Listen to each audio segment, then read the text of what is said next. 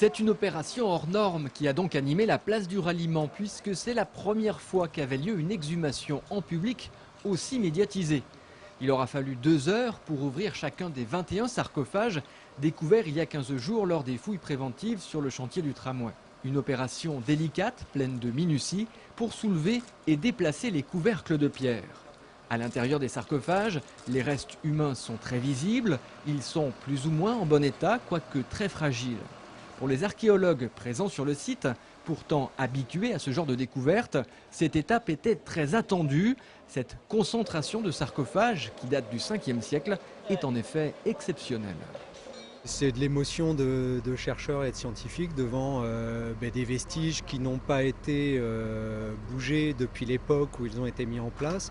Et donc l'émotion, elle est liée à toutes les possibilités d'études qu'offrent désormais ces sarcophages maintenant ouverts, hein, qui vont nous permettre d'accéder à un petit peu plus de savoir sur les personnes qui ont été inhumées. Finalement, l'émotion a surtout été ressentie par le public, venu nombreux assister sur écran géant à ce grand rendez-vous. C'est un événement historique, ça n'arrive pas tous les jours dans la ville d'Angers. Donc de fait, ma fille aura une absence pour raison historique. Ambiance très particulière ce matin puisque les spectateurs sont restés silencieux et concentrés.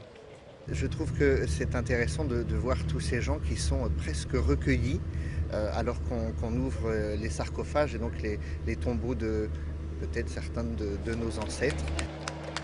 Applaudissements lorsque le sarcophage principal a été ouvert et cette question toujours en suspens, s'agit-il de la dépouille de l'évêque Saint-Mauris dont on soupçonne la présence? Cela sera difficile à confirmer. À cette époque, tout le monde, même les personnages les plus importants, étaient enterrés sans signe distinctif. On sait parfaitement qu'à ces périodes paléochrétiennes et notamment 5e, 6e, donc vraiment au tout début de la christianisation, il n'y a aucun mobilier avec les inhumations. Il n'y a rien. Et là, moi quelque part, j'espérais que peut-être pour la sépulture principale, on aurait peut-être une boucle de ceinture ou bien un objet particulier. Or là, il n'y a strictement rien.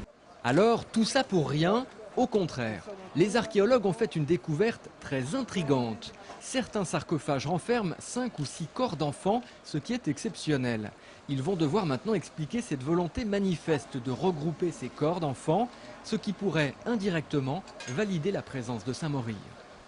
On avait tout un ensemble archéologique qui pouvait, dans sa disposition, nous rappeler le fait que la cuve centrale pouvait être celle de l'évêque d'Angers, autour de laquelle des grandes familles aient souhaité que leurs enfants soient inhumés, puisqu'on sait que Saint-Mauris a fait plusieurs miracles dans sa vie, et notamment ressusciter des enfants. Les sépultures vont maintenant être recouvertes à l'abri des regards, puis fouillées sur place pendant plusieurs jours.